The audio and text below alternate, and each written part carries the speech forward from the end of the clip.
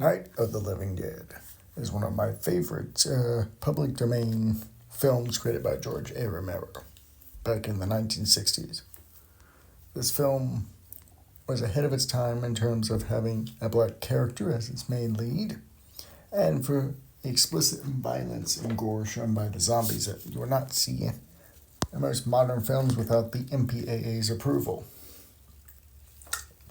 But the series was groundbreaking as it helped inspire other zombie media. Without Romero's Night of the Living Dead, we wouldn't have TV series like The Walking Dead. We wouldn't have any flesh-eating zombies. It wouldn't have helped inspire Resident Evil. In fact, George did the commercials for Resident Evil 2, which was a very well-directed commercial. In fact, he was almost set to direct a Resident Evil movie that would have been more faithful to the game's source material, but sadly he got beaten out by Paul Anderson, so he would go on to finish making his own sort of semi-reboots to his own series, like that one movie where it was a found footage film, and then the other one being Survival of the Dead, which was its sequel. Sadly, he died before he could make his last zombie film, which would have been Twilight of the Dead. Thankfully, his son is continuing the work and will be completing Twilight of the Dead. But without this first film here, we would not have any of the zombie media.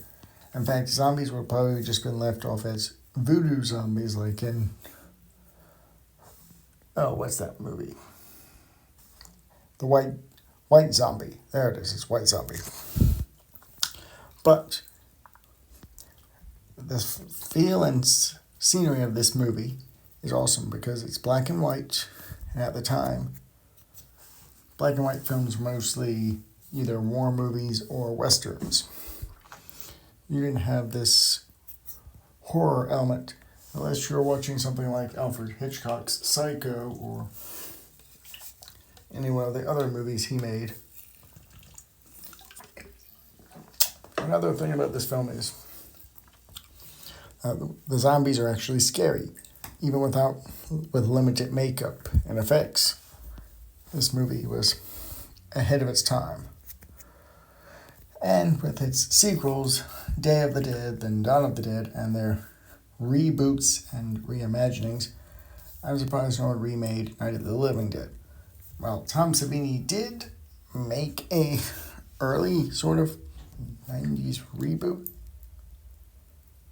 but that movie is completely different.